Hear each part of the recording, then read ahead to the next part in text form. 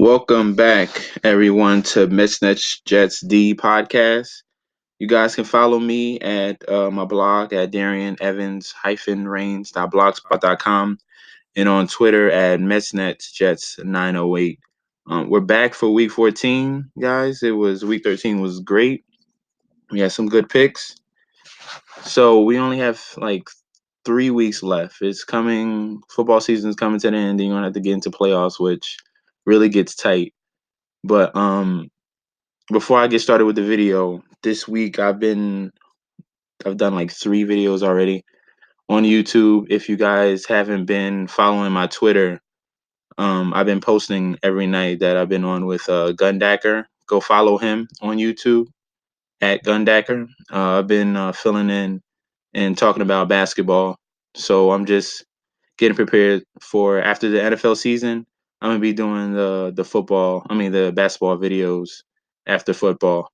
So just if you go to my Twitter, look at those videos I posted, give it a like, go follow Gun. But let's get on to week 14, which has another huge slate with 13 games, and I love it. There's a lot of games that I think that are going to be back and forth, a lot of playoff implications. This is coming down to the nitty gritty. Week 14, and teams need to establish themselves in playoff position. You have teams that are trying to fight to be in the wild card. And let's start with my first game. My first game came down to I was waiting on injury news, but it looks like my quarterback is going to play. That's going to be Matthew Stafford. So in this Detroit Tampa Bay game, which is huge. Tampa Bay's trying to make a push.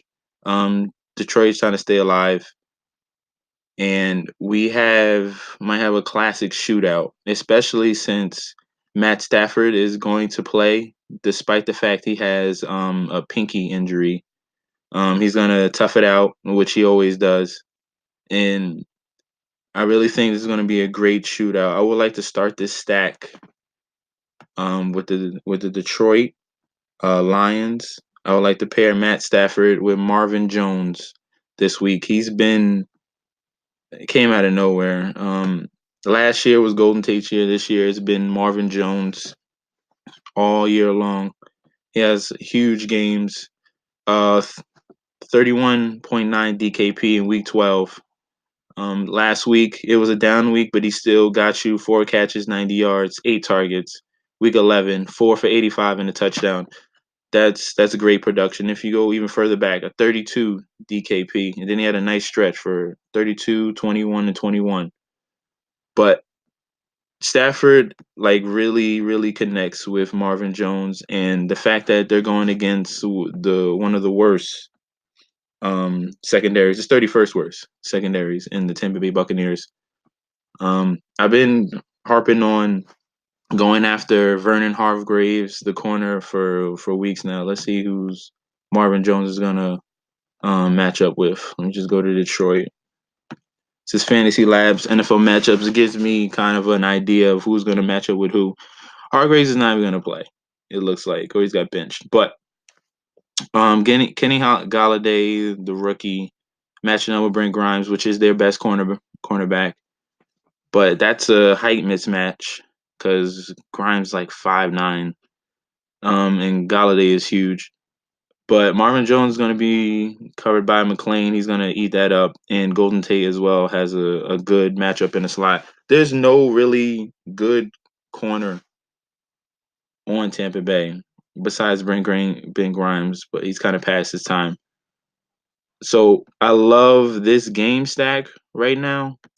I really think Stafford, Marvin Jones, you can throw in Golden Tate if you want in the slot, and to bring that back. I'm not afraid of Darius Slay. I'm not. Usually I am, but what I saw last week, the Lions versus the Ravens, Mike Wallace, who was being covered by Darius Slay, he went off for 4 catches, 115 yards. And Mike Evans is the same similar body type. and he should take advantage of that. And everyone's gonna be off him because Mike Evans pissed everyone off because they thought since Winston was back, I thought as well that Winston was back that he's gonna get a ton of targets. Jameis Winston only threw Mike Evans the ball in like the second half, and he barely got any fantasy points. He, as you can see, 2 for 33 for 6 targets. But the normal action that Mike Evans gets when Jameis Winston is at the helm is 12 targets, 9 targets, 8 targets. He's going to get double digit targets. This is Jameis Winston's favorite option. So I'm not going to shy away. Everyone's going to be off Mike Evans. I'm going to play Mike Evans. Okay. I was right about Cameron Brate last week. I said start Mike Evans and Brate, but unfortunately one went off. That's okay. I think both can have great fantasy days because I think this is going to go back and forth. As you can see, Cameron Brate got his quarterback back, and he did more with those 6 targets than Mike Evans because he got 2 touchdowns, which is huge. I don't expect another 2 touchdown game, but I do expect a touchdown. So I don't want to really touch any running backs in this stack. Doug Martin is named the starter, but he hasn't been doing much. Let's see. Theoretic. It all depends if Amir Abdullah is out. Because if Abdullah's out, then you go back to Reddick. He had 17 points last week. Let's see what it says about Amir Abdullah. You're gonna have to wait for like Sunday morning because it says he's listed as questionable. Um, it's kind of up in the air right now. So if Amir Abdullah is out, you put Theoretic in the stack, which for video purposes, I'm gonna put him in right here. So this would be the stack for the Tampa Bay Detroit game. If you want to get cute, like I always say, Deshaun Jackson has yet to have his huge game. He's been consistent.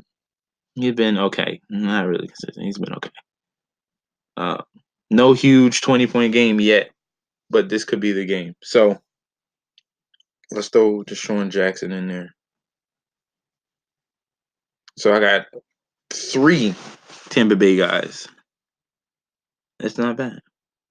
And if I expect this to be a shootout, those are the 3 options. It's not gonna really go to anyone else, maybe Jordan Howard. But I really like that OJ Howard, not Jordan Howard. But I really like this core right here. So let's go to my next game. That's one of my favorite games. The next game I want to go to is Giants versus the Dallas Cowboys. This is going to be a classic Eli bounce back. Last week, Eli was benched. He was crying for the first. I never seen Eli Manning cry ever. Uh, so this really hit hard because he had like a 210 game starting streak for the New York Giants, and it was broken. So I think this man is kind of pissed. All right, Eli Manning is going to bounce back and in a great matchup against a rival, a team he hates, the Dallas Cowboys, who don't have a secondary. Orlando Scandrick, their slot corner, will be out. So that means I love Sterling Shepard.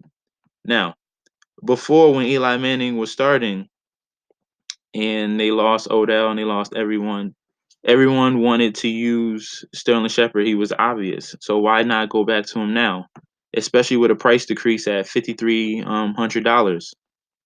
He went from 7K last week when he was chalk, and now to 5,300. So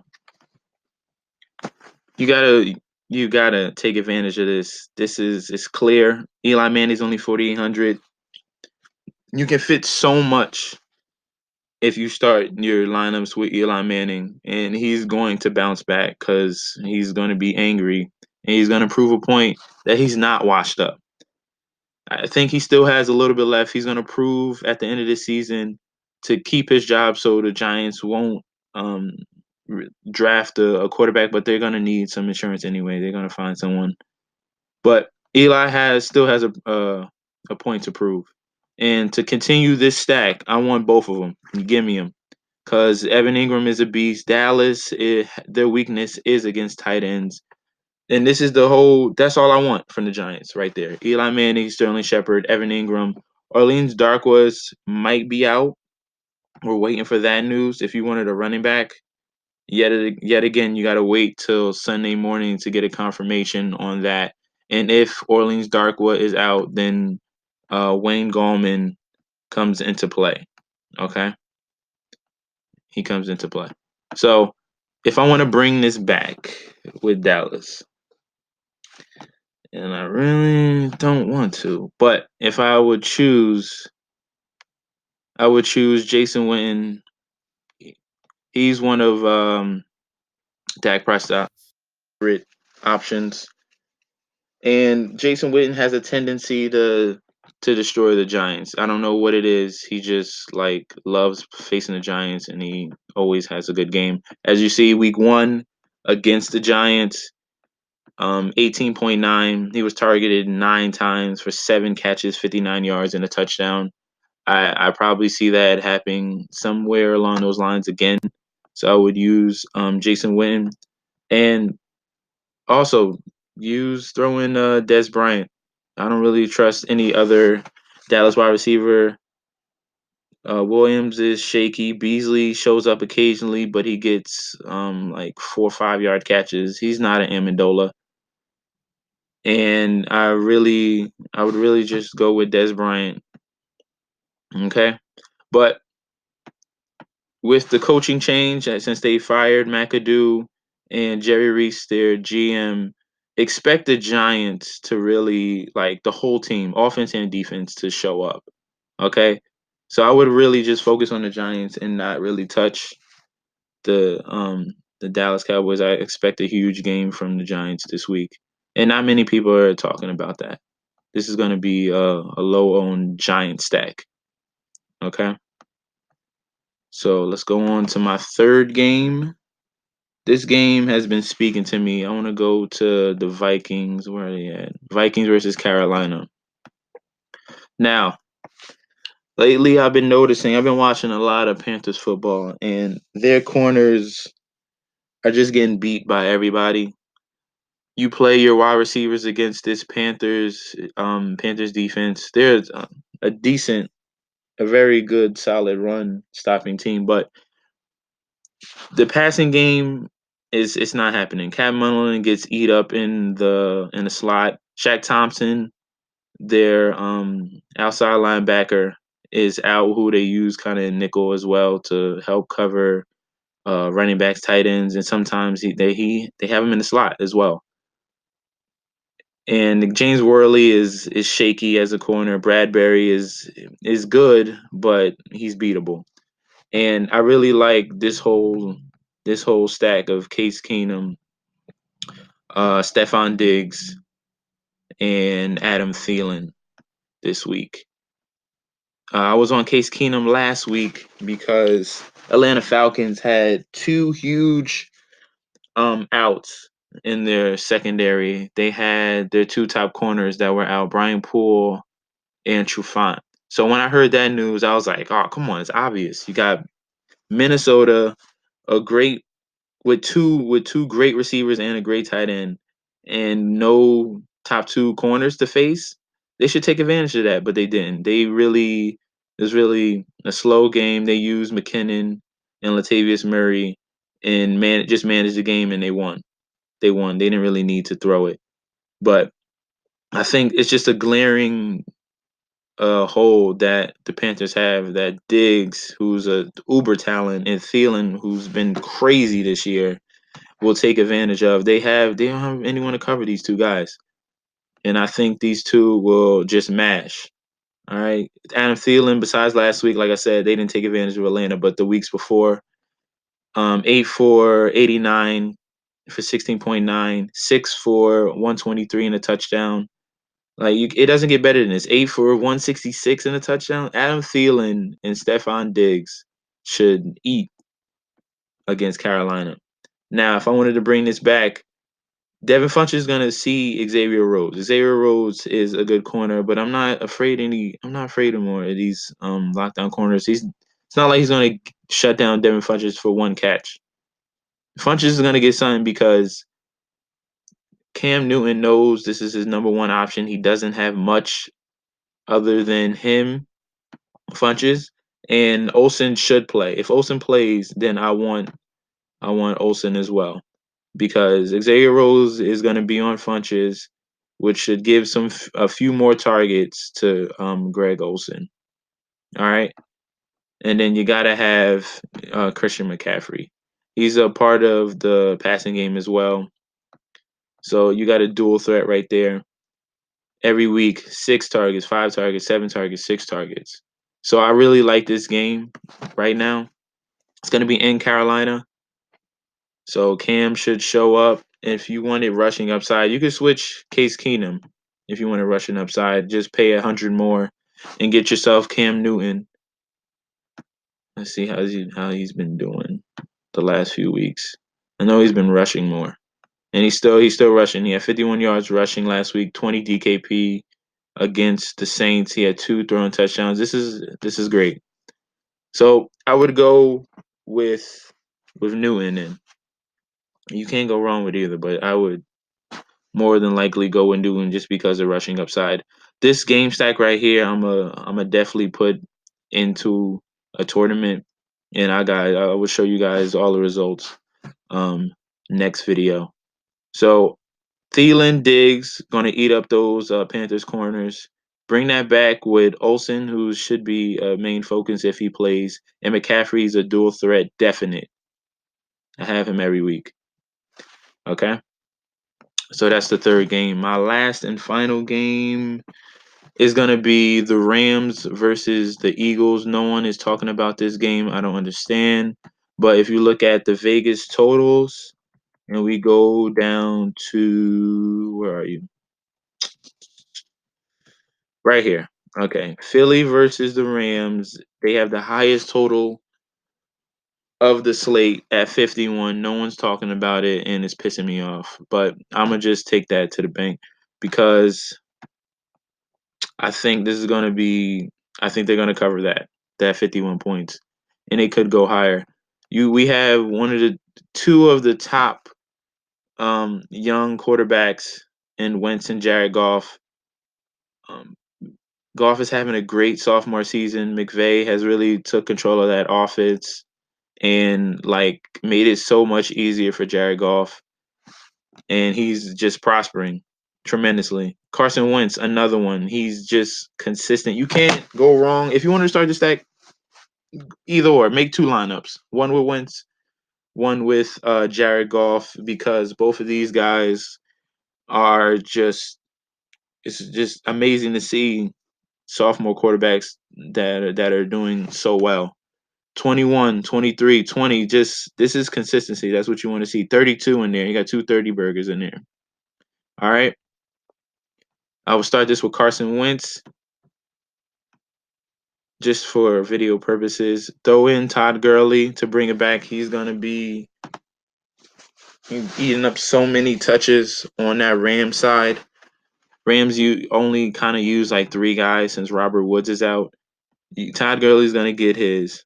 He's going to be a staple. He's at 80. He's the highest priced running back. Not many people are going to be on him because everyone is going to be going cheap at running back this week. There's so much value.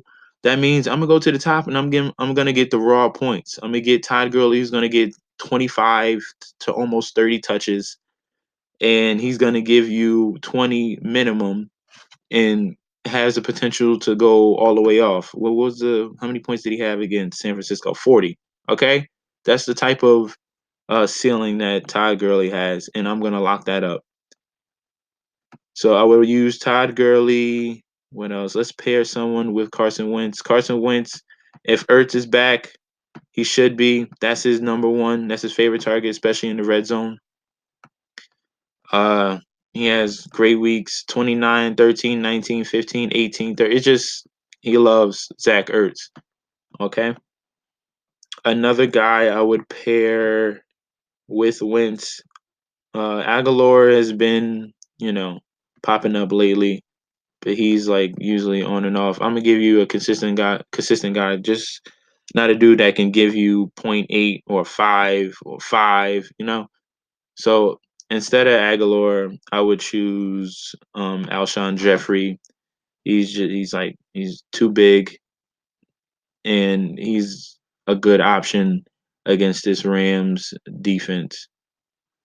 All right. So on the Rams side, a raw receiver, other than using Gurley, they only have two other options. So that's Cooper Kupp and that's Sammy Watkins. With the injury to Robert Woods, who's still out with the shoulder injury, Cooper Kupp.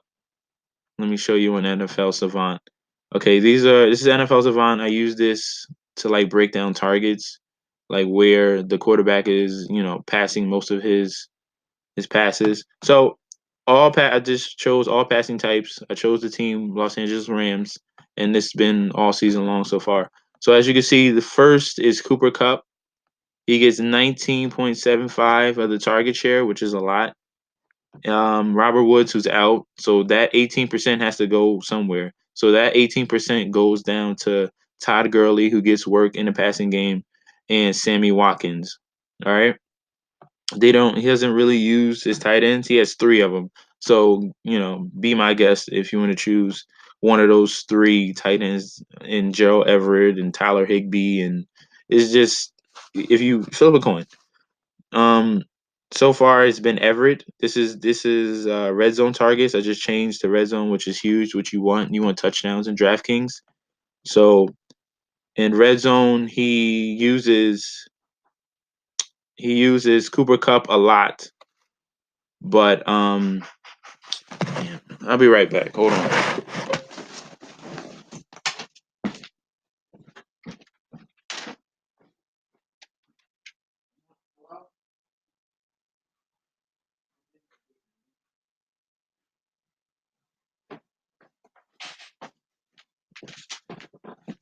All right, sorry about that, guys. I'm back. Like I was saying, the red zone targets.